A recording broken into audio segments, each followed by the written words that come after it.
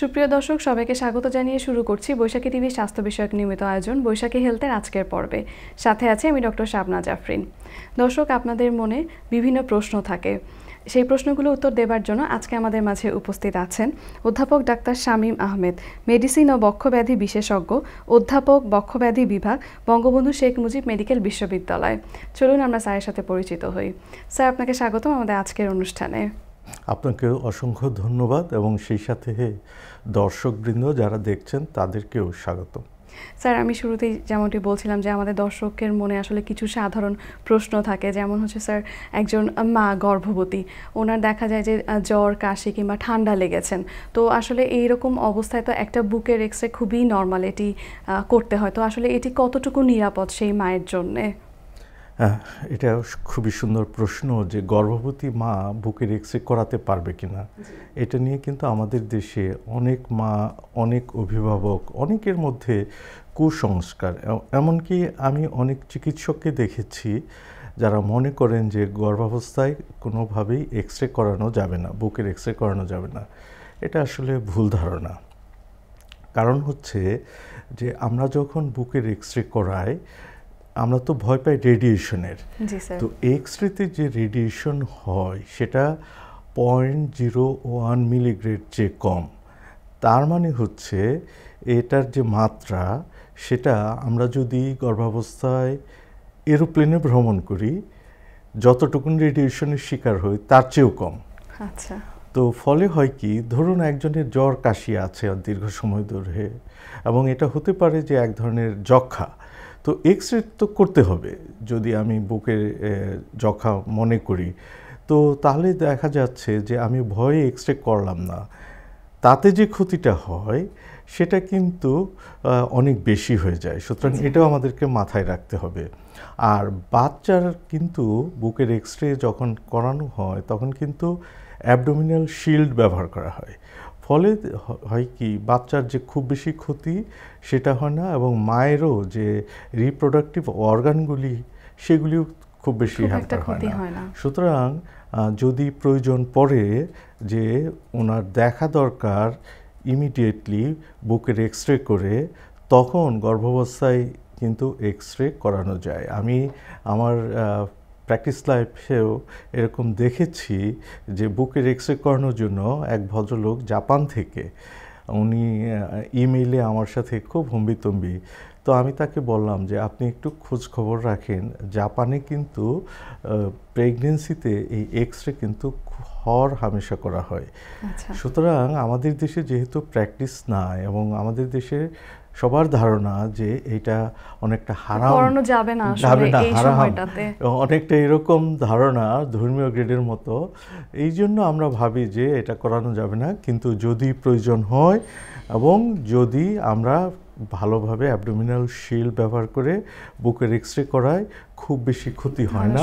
এবং যদি কোনো রোগ হয় যেটা চিকিৎসা করলে উনি ভালো হয়ে যাবেন, তাতে কিন্তু মা এবং গর্ভস্থ শিশু উভয়ের জন্য মঙ্গল। সুতরাং গর্ভাবস্থায় এক্স রে এটা নিয়ে খুব বেশি ভয় পাওয়ার কিছু নাই। আচ্ছা, ধন্যবাদ স্যার। স্যার, একজন রোগী দেশের বাইরে যাবেন, তো স্যার তাদের তো আসলে ফিজিক্যালি ফিটনেস দেখতে হয়। তো যখন একজন রোগী এক্স রে করছেন, তার কিছুটা চেঞ্জ পাওয়া গেল কিংবা আমি ক্যালসিফিকেশন পেলাম, তখন বলা হলো যে উনি আনফিট, বিদেশে যেতে পারবেন না। তো সেই ক্ষেত্রে আসলে কি করবেন? আসলে এটা কিন্তু খুব আনফর্চুনেট একটা ফাইন্ডিংস। আমি চিকিৎসক হিসেবে, বক্ষব্যাধি বিশেষজ্ঞ হিসেবে এরকম কেস প্রচুর পাই। তো দেখা যাচ্ছে যে উনি একদম ভালো মানুষ, ইয়াং, শারীরিকভাবে সুস্থ, সব ফর্মালিটিস করে ফেলেছেন, ওনার ভিসা চলে আসবে বা উনি যাবেন, এরকম সময় ওনার এক্স রেতে দেখা গেল যে ক্যালসিফিকেশন। তখন ওনাকে একটা কাগজ ধরিয়ে দেওয়া হয় যে আনফিট। উনি, অনেকেই এরকম হয়, প্রচুর টাকা পয়সা খরচ করে ফেলেছেন, তখন ওনার মাথায় বাজ পড়ে। এটা আসলে বিদেশে বেশ কয়েকটা দেশ, বিশেষ করে গালফের যে 6টা দেশ, সৌদি আরব, আমিরাত, কুয়েত, কাতার, ওমান, বাহরাইন, এইসব দেশে এটা খুব বেশি হয়। ওরা ভয় পায় যে যদি ওদের দেশে যক্ষ্মা রোগ আমাদের দেশ থেকে যায়, তো ক্যালসিফিকেশনকে ওরা মনে করে যে এখানে যক্ষ্মা হওয়ার চান্স আছে।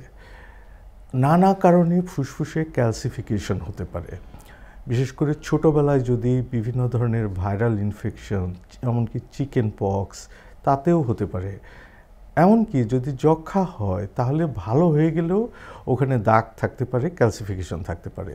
তার মানে ক্যালসিফিকেশন থাকা মানে কেউ যক্ষ্মা রোগী না, এবং উনি যক্ষ্মা রোগটা যেহেতু ছোঁয়াচ্ছে, যক্ষ্মা ছড়াবেন না। কিন্তু যেহেতু ওরা ভয় পায়, সেই জন্য ওরা এই ধরনের রোগী লোক নিতে চায় না। যদি কারো এরকম ক্যালসিফিকেশন থাকে তাহলে উনি যেটা করবেন, একজন বক্ষব্যাধি বিশেষজ্ঞ দেখাবেন এবং উনি স্পুটাম পরীক্ষা করবেন, কফ, রক্তের অন্যান্য পরীক্ষা করিয়ে যদি সব সুস্থ থাকে তাহলে একটা রিপোর্ট এবং একটা সার্টিফিকেট ওসব দেশে পাঠানো দরকার যে উনি যক্ষ্মা রোগী না। এবং আমাদের দেশের যারা কর্তৃপক্ষ আছেন, এমবাসি আছেন, সবাই মিলে ওদেরকে বোঝাতে হবে যে এরা আসলে বেসিক্যালি যক্ষ্মা রোগী না, তোমরা তোমাদের নীতি চেঞ্জ করো। ওদের দেশে হয়। আর ক্যালসিফিকেশন থেকে যক্ষ্মা হওয়ার চান্স 1%-এরও কম। সুতরাং একটা লোক তার জীবন জীবিকা নির্ভর করে এই ক্যালসিফিকেশনের উপর। আপনি চিন্তা করে দেখুন, এটা আসলে আমাদেরকে সবাইকে চিন্তা করতে হবে যাতে করে ওরা যেতে পারে, কারণ তারা সুস্থ, অসুস্থ না। স্যার, অনেক সময় রোগী আসেন, ওনারা এমটি টেস্ট করেছেন, এখন দেখা যাচ্ছে সেটা পজিটিভ এসেছে, তাহলে কি আসলে ওনারা যক্ষ্মা রোগে আক্রান্ত, কিংবা তখন কি আসলে ওনারা মেডিসিনটা নেবেন? এমটি পজিটিভ মানেই যে যক্ষ্মা রোগ সেটা কিন্তু না। আমাদের শরীরে যদি কোনো কারণে যক্ষ্মার জীবাণু প্রবেশ করে তাহলেই কিন্তু আমাদের এমটি পজিটিভ হতে পারে, এবং অধিকাংশ ক্ষেত্রে এই যক্ষ্মা জীবাণুকে আমাদের ইমিউনিটি ঠিক করে ফেলে। ফলে হয় কি, যক্ষ্মার জীবাণু ঢুকেছে, সে কিন্তু যক্ষ্মার রোগী না। এই জন্য এমটি পজিটিভ মানে যে যক্ষ্মার জীবাণু ঢুকেছে, সে রোগী হতে পারে, নাও হতে পারে। আমাদের দেশের শতকরা 70% লোকের শরীরে যক্ষ্মার জীবাণু ঢুকেছে জীবনের কোনো না কোনো সময়ে। পরীক্ষা করলে বেশিরভাগই দেখা যাবে এমটি পজিটিভ। এই জন্য এমটি পজিটিভ হলে যক্ষ্মার ওষুধ খেতে হবে এরকম না, কিন্তু কয়েকটা বিশেষ গ্রুপ আছে, তাদের ক্ষেত্রে আমরা এমটি পজিটিভ দেখে আলাদাভাবে চিন্তা ভাবনা করি। কিন্তু সব মানুষকে, যদি কোনো সিমটমস না থাকে, অন্যান্য কোনো সমস্যা না থাকে, শুধু এমটি দেখে যক্ষ্মার রোগী বলা যাবে না বা ওষুধ দেওয়া যাবে না। আচ্ছা স্যার, মানে কনফার্মেটরি টেস্ট আমাকে করতে হবে। স্যার, অনেক সময় দেখা যায় যে এএসও টাইটারটা পজিটিভ, অনেকে এসে বলেন যে আমি পরীক্ষা করেছি, আমার এএসও টাইটার পজিটিভ আছে, কিংবা পল্লী চিকিৎসকের কাছে যাচ্ছেন, তখন দেখা যায় যে ওনারা ওটা দেখেই বাত জ্বরের ওষুধগুলো শুরু করে দিচ্ছেন। তো স্যার, আসলে কি উনি ওষুধটা খাবেন? না না, শুধুমাত্র এএসও টাইটার দিয়ে বাত জ্বর ডায়াগনোসিস করা যাবে না। বাত জ্বরের জন্য আরও অনেকগুলি ক্লিনিক্যাল ডায়াগনোসিস আছে, ডাকের জোন ক্রাইটেরিয়া আছে, রিভাইজ ডাকের জোন ক্রাইটেরিয়া আছে। এখানে মেইনলি যেটা হয়, বড় বড় জোড়ায় ব্যথা, প্রদাহ, হার্টের সমস্যা এবং কোরিয়া, এগুলি থাকে, আর কিছু ছোট ছোট ক্রাইটেরিয়া থাকে। এই ছোট ক্রাইটেরিয়ার মধ্যে একটা হচ্ছে এএসও টাইটার। যদি কারো স্ট্রেপ্টোকক্কাল সোর থ্রোট হয়, গলার মধ্যে ব্যথা করে বা এরকম ইনফেকশন হয়, তাহলে দেখা যায় যে তার এএসও টাইটার পজিটিভ হয়। সে ভালো হয়ে গেলেও এই পজিটিভ এএসও টাইটার থেকে যাবে। সুতরাং কারো এএসও টাইটার পজিটিভ মানে এটা না যে সে বাত জ্বরে আক্রান্ত হয়ে আছে এখন, সেটা না। এটা আসলে আমাদের দেশে ভুল ক্রমে যেটা করা হয়, শুধুমাত্র এএসও টাইটার দেখে অনেকে বাত জ্বরের রোগী বানিয়ে চিকিৎসা দেওয়া হয় এবং দীর্ঘ সময় ওষুধ খেতে হয়। এটা কোনো ক্রমে সমর্থনযোগ্য না। এএসও টাইটার দিয়ে, শুধুমাত্র এএসও টাইটার দিয়ে বাত জ্বর ডায়াগনোসিস, এটা সম্পূর্ণভাবে অবৈজ্ঞানিক। স্যার, আপনাকে অনেক ধন্যবাদ এই প্রশ্নগুলোর উত্তর দেওয়ার জন্য। দর্শক যারা শুনছেন, আপনাদেরকে ধন্যবাদ এবং আপনাকে অসংখ্য ধন্যবাদ। ধন্যবাদ স্যার। দর্শক, এতক্ষণ দেখছিলেন বৈশাখী হেলথ অনুষ্ঠানটি। আমরা চেষ্টা করেছি আপনাদের প্রশ্নগুলোর উত্তর দিতে। আগামী পর্ব দেখার আমন্ত্রণ জানিয়ে আজকের মতো এখানেই বিদায় নিচ্ছি। সবাই ভালো থাকবেন, সুস্থ থাকবেন এবং বৈশাখী টিভির সঙ্গেই থাকবেন। আল্লাহ হাফেজ।